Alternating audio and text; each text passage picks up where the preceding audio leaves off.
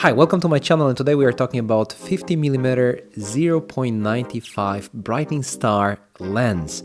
And this lens is quite exciting because it is 0.95. It's a super bright lens and it's not too big. It's a little heavy, but it's made of metal. It's very solid, it's very nice to use, and it's a lot of fun lens. But let's talk about the details now. There's no weather sealing, but everything is pretty solid and very well made. The focusing system is super nice and super satisfying to use, and there is a very nice f-stop ring that does this beautiful sound. I hope you can hear that. Alright, so the distance between 0.95 and 1.4 is large, and then you have smaller distance between 2.8, 2.8, 4, 8, and 16. Now there's a lens hood, again the same as in case of full frame 0.95, but now a little better, a little less wobbly. I don't know if I like this thing or not. It's just okay. It's very small, it doesn't change too much. But the most important thing is, let's talk about the optics, what this lens has to offer. So let's start with sharpness. At 0.95 in the middle, the contrast is very low. Sharpness is okay, but you know, it's pretty low. And in the corners, the sharpness is basically non-existent. So it is a little hard if you want to do something, you know, sharp critical at this aperture, but obviously you won't be, you know, using 0.95 to do, you know, to take super sharp images. In the center, it can be corrected in post-production, so that's very important, and later on you'll see that you can actually take some great images with this lens, but you have to be aware of the fact that optically you have a lot of problems here. You have, you know, chromatic aberration in the center, like blue fringing, and there's a lot of chromatic aberration in the corner that will disappear at somewhere around 4, so that's not a great performance. But at 1.4, if you see the sharpness, it is there. You can see a lot of improvement specifically in the center. Now let's talk about the distortion. I was a little surprised to see distortion, barrel distortion at 50mm lens, because like I was expecting that I would see something more of a pincushion or no distortion, but we get a lot of barrel distortion, not a lot of barrel distortion, but barrel distortion here. And talking about that, let's talk about vignetting.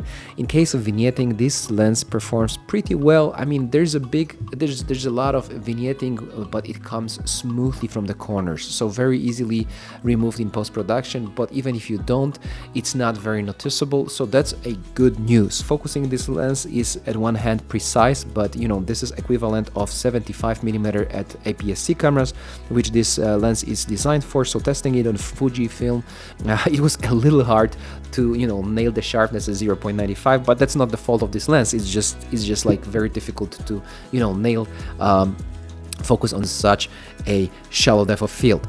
But talking about focusing, focus breathing is very apparent in this lens. So if you're thinking of something like super cool to, you know, like for your videography, something that looks more retro, more dreamy, that lens can be a great choice, but you got to be aware of a huge amount of focus breathing.